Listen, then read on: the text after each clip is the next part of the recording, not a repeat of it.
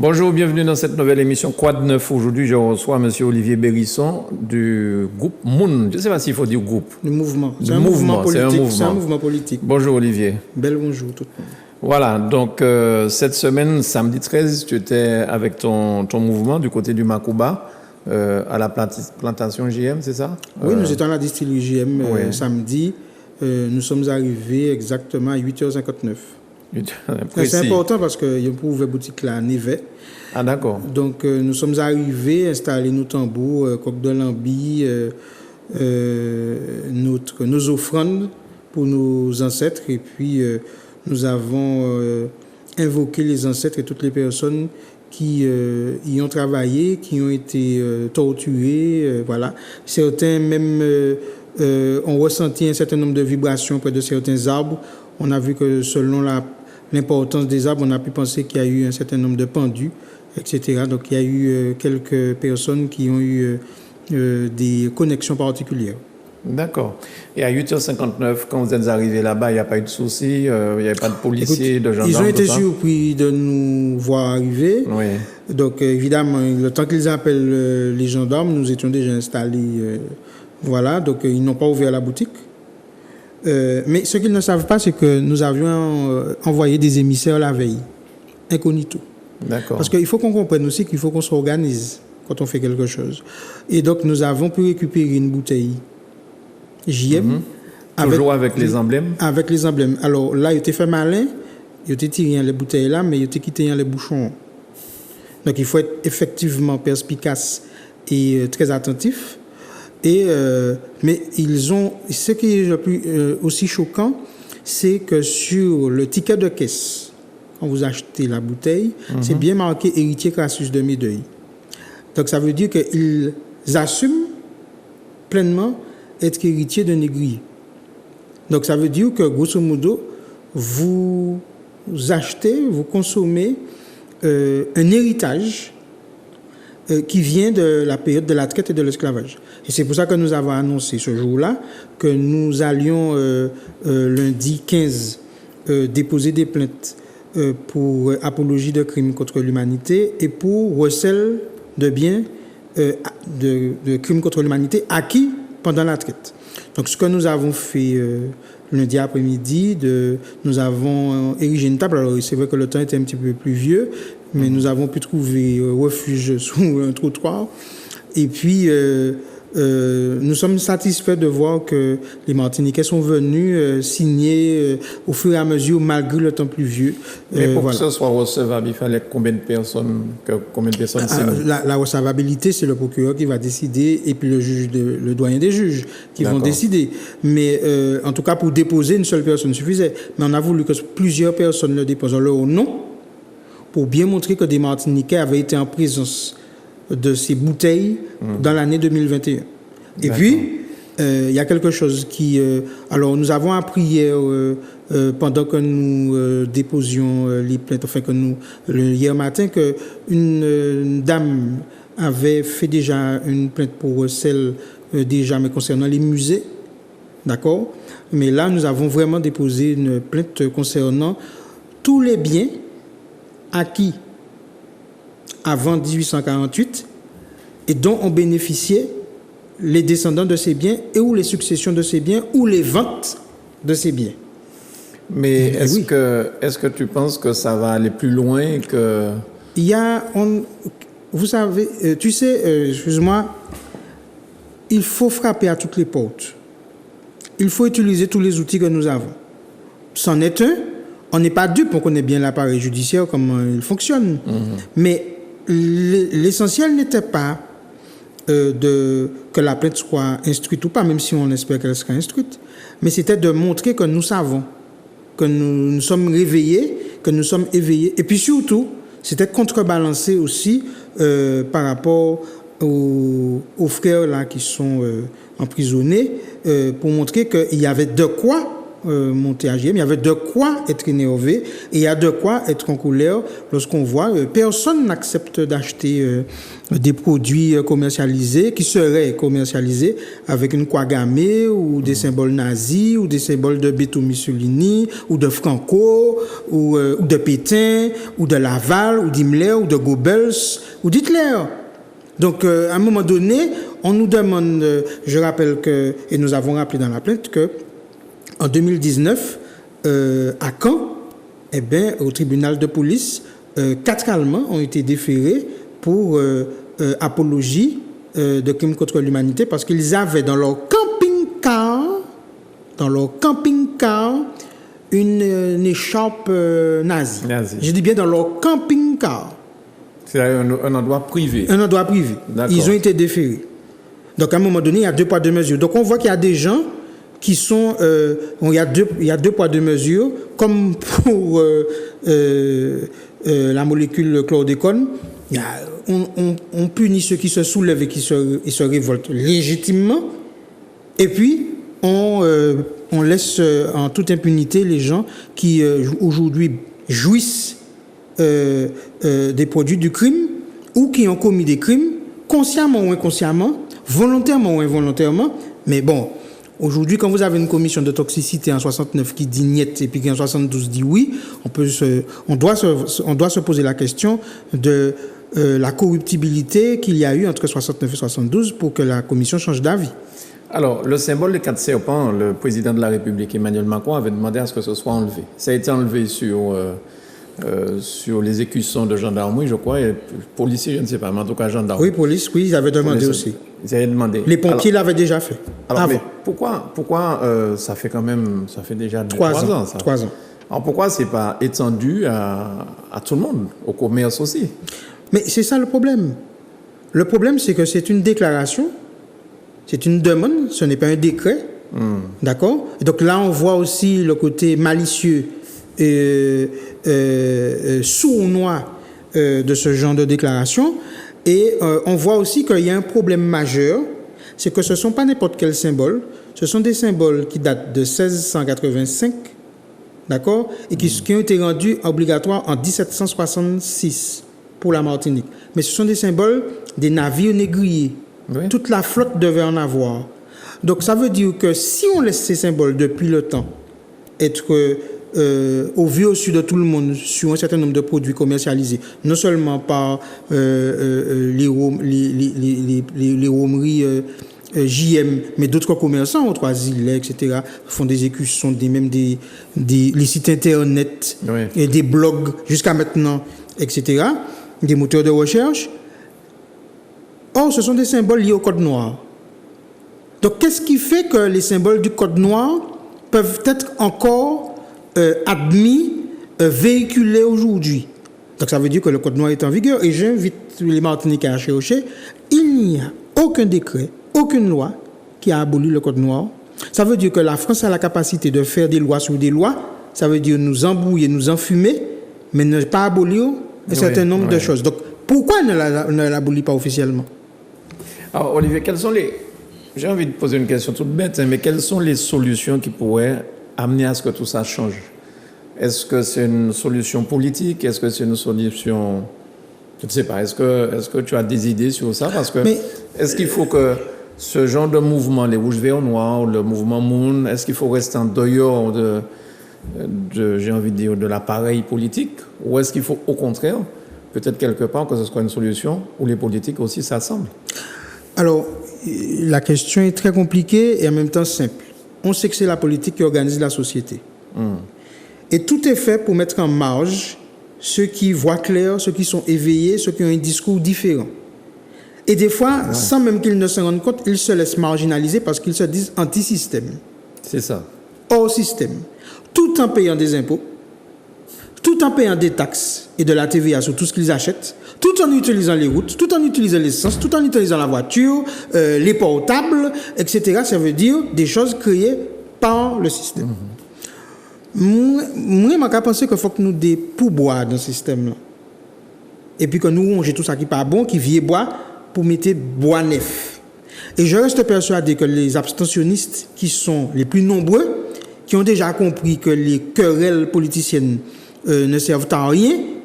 Mais il y a des gens qui se présentent depuis des années, qui ont des projets, sauf que comme ils ne sont pas soit charismatiques, soit dans un parti, parce que les gens sont contradictoires.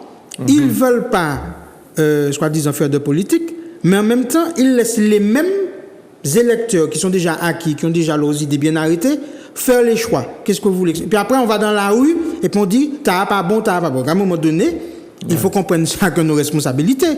Bien sûr. Vous savez dire que vous avez des parents, par exemple, là, qui sont contre le port du masque. Combien d'élus aujourd'hui sont capables de vous accompagner en Martinique sur ça, ou en Guadeloupe? Parce qu'on vous fait respirer ce que vous rejetez. Bientôt, on va vous faire manger ce que vous rejetez aussi par en bas. Donc, à un moment donné, il y a du non-sens. Donc, je veux dire que là, on a AstraZeneca. Ceux qui ont envahi la TV, ceux qui disaient qu'il fallait qu'il y ait un autre discours, c'est comme pour les fermetures des frontières pour le corona. Ouais. On nous a traités de tous les noms. Aujourd'hui, tout le monde se rend compte qu'on avait raison. Et encore, on a encore raison. Et on a encore raison. Parce qu'aujourd'hui, ceux qui ne sont pas forcément ceux qui suivent l'ordre établi par un système qui nous empoisonne et qui nous emprisonne depuis un moment, dont on a les résultats, dont on vit aujourd'hui, qui est plus de 40% de chômeurs, etc. Je ne vais pas citer, tout le monde connaît les trucs. On veut en même temps que ce soit ce même système qui règle le problème. Les mêmes personnes qui règlent le problème. Bon, il y a un problème. Donc nous, on va tout faire pour présenter une alternative. Les gens feront leur choix. Beaucoup disent que ce sera pour la prochaine fois. Mais écoutez, de prochaine fois en prochaine fois, ce sera peut-être jamais. Donc à un moment donné, comme on dit, j'ai l'habitude de dire que vous avez sorti puis les mêmes qualités boucles là. Parce que la société, je la compare pas comme à une dame, à une femme. Ouais. À un moment donné, faut dire quoi, que peut-être que t'as pas ni style moins, peut-être qu'il n'est pas cravaté, peut-être qu'il n'est pas ni chemise moins, etc. Enfin bref, etc. Mais peut-être parce que justement, il a une vision différente de la société. Et plus juste, et plus en accueil de chacun, donc déjà de lui-même. Donc ça, c'est important. Et donc, nous mettons l'accent sur quelque chose qui nous paraît fondamental, c'est que toute vie est sacrée. Aujourd'hui, mon épouse était dans la commune de Mont-Nevers pour défendre des femmes qui relativement sont isolées par rapport à 24 hectares de terrain dont on a fait une prescription acquisitive avec quelqu'un qui n'a jamais habité le terrain. Alors, ça veut dire quoi, une prescription acquisitive? Ça veut dire que, grosso modo, c'est ce qu'on appelle une prescription trentenaire. Okay. Donc, ça veut dire que, grosso modo, on fait quelqu'un dire qu'il a habité là pendant 30 ans, alors qu'il n'a jamais habité là. D'accord. Tout en ayant des documents qui disent que telle personne de la famille qu'on vole a donné une autorisation pour laisser passer un chemin. Alors, qui m'en est qu'à laisser passer un chemin, et puis en même temps, c'est pas lui qui est propriétaire. Bon, bref. Donc, vous comprenez ce que je vous dis? On est dans ces genres d'hérésie. Il serait, pour moi, par exemple, il faut définitivement que chaque fois qu'une collectivité décide de faire quelque chose, qu'on ait vérifié le titre de propriété. Ça n'est pas fait. Ce qui est normal. Oui, mais ça n'est pas fait. On donne des autorisations pour faire des stations-service, de faire des routes, de faire des machins. On se demande comment des budgets sont votés par CTM, etc., machin, etc. Au bout d'un moment, il faut arrêter. Donc, ce sont des exemples. Par exemple, les prescriptions acquisitives, s'il n'y a pas un titre de propriété originel, on ne fait rien. Si on dit ça, on règle beaucoup de problèmes. Est-ce qu'on a été chercher le véritable enregistré à la chambre des hypothèques? Donc, à un moment donné, je veux dire que, parce qu'on a tellement de cas, je vois par exemple là des gens qui viennent nous voir pour des licenciements, comme Osvaldo. C'est-à-dire que dès que vous avez quelqu'un qui est délégué syndical, ou qui ose dire quelque chose, c'est-à-dire qu'on est exactement ce que le gouvernement est en train de faire, on le vit dans la vie de tous les jours. C'est-à-dire, pébouchou, pas dire rien, faire soin un mouton. Sinon, tu n'as pas à voir au chapitre. Donc, ça devient grave. Oh, beaucoup de nos aînés se sont battus pour la liberté d'expression, les radios libres, les télévisions, etc. Et aujourd'hui, on voit bien qu'on est en train de faire le marche en arrière, petit à petit, les taux sont en train de se resserrer pour qu'il y ait une seule voix, une seule vision, la pensée unique. C'est bizarre, il y a des gens qui nous taxent de pensée unique. Et nous, les militants. Eh bien, heureusement qu'on n'avait pas la pensée unique pour chlordécone, le virus, les vaccins, le masque, une réforme agraire. Et puis, les gens pensent des fois que ça n'a pas d'impact économique. C'est un impact économique de savoir comment on se considère. Si on se considère comme une entité économique, soi-même, on est déjà dans une autre dimension que si on considère comme une soumission économique à d'autres qui seraient que eux des acteurs économiques. Nous sommes tous des acteurs économiques, nous sommes tous des acteurs de l'humanité. Alors, tu te présentes à la candidature, enfin bon, la CTM, mais juste avant ça, il y a aussi le tribunal administratif en ce moment. Oui, donc... pour savoir si tu es donc éligible ou pas. Il y avait une audience le 25 février qui a été bizarre parce qu'en fait, ils avaient écrit une sanction concernant une autre personne dans le dossier. Alors, tu es élu au Saint-Esprit. Au Saint-Esprit. Et si jamais le tribunal dit qu'ils ont raison et que tu es inéligible, tu seras donc plus élu et tu peut-être pas pouvoir te présenter à la candidature de la CTM. Oui, est-ce que c'est, à ton avis, un moyen de t'écarter? Oui, parce que on voit que il n'y avait aucune raison d'écarter quelqu'un qui a des dons en nature de 1 400 € dans son compte de campagne. Point. D'accord. C'est-à-dire que, en fait, ce qui leur pose problème, c'est qu'on a été honnête. Parce que si on avait mis 0, on n'aurait pas eu de problème. Donc, on a été honnête et des dons en nature de 1 400 € pour un plafond de dépenses qui était à 14 000 €. Et on veut prononcer une inéligibilité et voilà. Donc, en sachant que nous avons des jurisprudences avec des maires et autres qui ont mis volontairement des dépenses, qui ont dépassé les dépenses ou qui ont utilisé les fonds de la commune pour, etc. Bon, bref, je ne vais pas entrer dans plus de détails. Même des présidents de République. Même des présidents de République. Voilà, par exemple. D'accord. Ou bien même celui qui est élu là, qui a bénéficié de la grâce, enfin comment on dit ça, et de la protection présidentielle, parce qu'on a bien vu qu'il avait omis de déclarer, il avait mal fait sa déclaration d'impôt sur le patrimoine. Oui. 1 an après son élection. Mais il a bénéficié de la protection, j'oublie comment ça s'appelle, présidentielle. Donc ce que je veux dire, c'est que quand on veut éliminer, exactement comme pour les frères qui sont en prison, on trouve tous les prétextes. Là, on est dans une affaire politique, pour revenir au drapeau des 4 serpents, c'est politique. On est dans une affaire politique quand on convoque Djia Sani, comme elle devait être convoquée ce matin, finalement ça a été ajourné parce que son avocat est malade. Mais on est des affaires politiques. Mettre des statuts de Joséphine, pas mettre les notes, c'est des affaires politiques. Ça veut dire qu'on change votre imaginaire, vos héros, et donc on vous renvoie vers des héros qui sont de l'extérieur et pas les vôtres. Donc c'est pas anodin. Donc, comment voulez-vous que les jeunes aujourd'hui aient envie de développer un territoire? Ils ont envie d'aller à l'extérieur, parce que c'est l'extérieur qui est bon. C'est l'extérieur qui est un héros. Moi, j'ai appris que j'étais Obélix ou bien Astérix quand j'étais Gaulois. Donc, à un moment donné, il faut arrêter. Donc, on rétablit la vérité. Ça dérange. Mais je crois que chaque génération doit déranger la génération précédente. Si elle vient simplement suivre la génération précédente, je trouve qu'elle n'accomplit pas sa mission, comme dirait Fanon. Mais enfin, espérons quand même qu'il y aura une possibilité de... Parce que je me dis, bon, il faut quand même justement que tout le corps électoral martiniquais soit représenté. Moi, c'est plus comme ça que je vois les choses. Et c'était comme ça un petit peu au conseil général. Chaque commune avait son conseiller général, plus ou moins. Aujourd'hui, avec cette nouvelle CTM, c'est une liste. Donc, sur cette liste, il peut très bien ne pas avoir de gens pour représenter Saint-Esprit ou Gaumont ou Saint-Joseph, j'en sais rien. Et quelque part, là, ce serait dommage en plus que pour une histoire de 1 400 €, que tu ne puisses pas représenter ta commune à la Martinique dans cette nouvelle collectivité. Oui, ce serait dommage, mais bon, je dis qu'on sera présent quand même. Hein, on sera présent, on a réfléchi à d'autres solutions. Donc, le mouvement nous sera présent, quel que soit ce qui se passera le 26 mars, même si nous sommes très confiants. Parce que franchement, ce serait une insulte à ce qu'ils appellent la pluralité politique. Donc, voilà, mais on voit bien que le système a peur. Je le vois. Et... il y a aussi, je vais terminer, je ne sais pas si on a terminé. Oui, on a terminé déjà. Je vais faire un clin d'œil à une caricature que j'ai reçue sur moi aujourd'hui et je vais faire un clin d'œil à James Brown, puisqu'ils ont pris une chanson de James Brown en me faisant bouger et chanter, donc je vais faire So Good. so good. Et puis je vais dire, oui, effectivement, je suis bien parce que j'ai la chance d'avoir une femme qui m'accompagne et qui est sur le front et qui est une syndicaliste reconnue.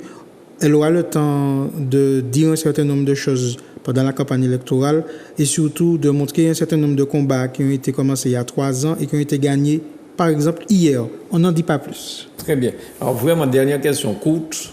Comment tu sens la population lorsque tu rencontres les gens? Est-ce qu'ils comprennent le combat? Est-ce qu'ils comprennent cette envie de faire changer les choses?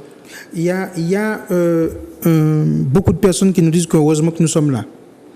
Heureusement que nous sommes là, qu'ils nous suivent.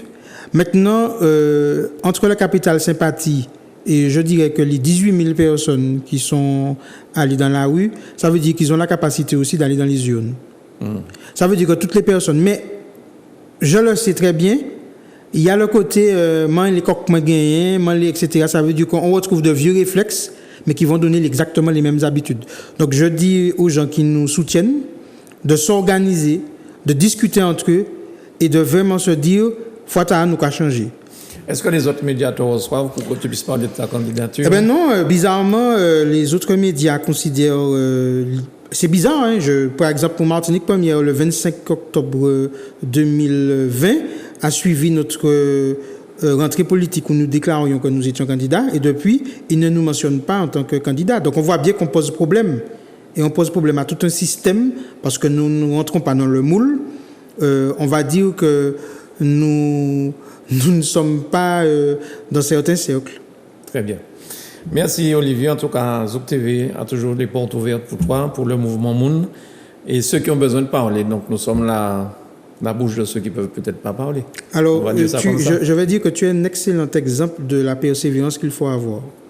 Je veux dire que les audiences n'ont pas été forcément formidables au début, il y a eu beaucoup de difficultés. Et puis aujourd'hui, parce que tu as maintenu ta différence, et c'est ça aussi l'authenticité, et bien aujourd'hui, tu as une part d'audience qui est indéniable et qui embête d'ailleurs, puisqu'on a essayé de te faire fermer. Donc voilà, exactement comme nous. Donc il faut persévérer. Et de ce côté-là, il y a beaucoup de personnes qui me demandent quelle mouche qui m'a piqué depuis le temps que je suis engagé. Et pour eux, je n'ai pas encore gagné, mais je leur dis que j'ai déjà gagné.